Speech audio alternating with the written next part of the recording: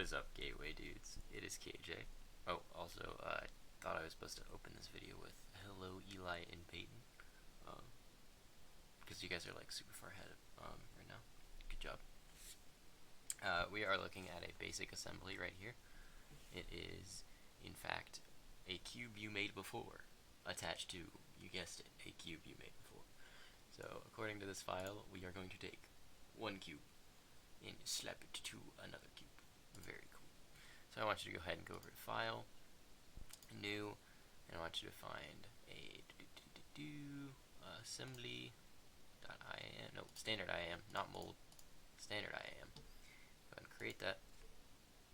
And we are going to go up here. So this is an assembly file, by the way. It's probably the first time you've seen it.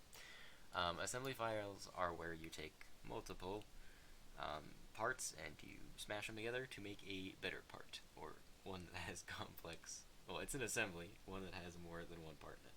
Pretty cool. So up here we are going to place, not place from content creator, that's not cool. And we are going to navigate to cube, which you've made before. Click open, and I'm going to right click on the mouse and I'm going to click place grounded at origin.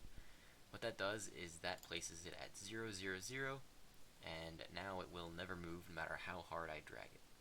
So we are then going to place a second cube, which we will be attaching right here by left clicking. Then we're going to right click and hit OK or escape. So we're going to go up here to constrain, which opens up the multiple constraints that we can use. And I want you to focus here on these two diagrams, the left one being mate and the right one being flush.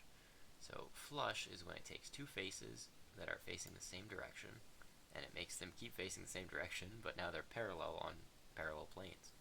So we want to mate right now, which is where we take one side and we smack it to another side.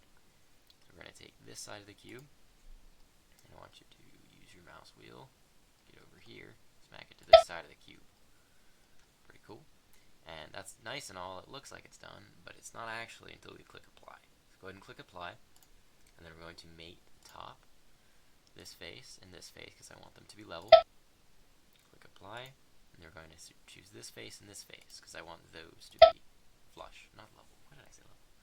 Okay, anyways, go ahead and click apply, cancel, or X, and there you go. There's your first assembly.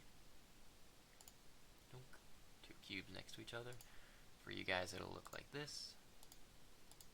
Oh, close. There we go.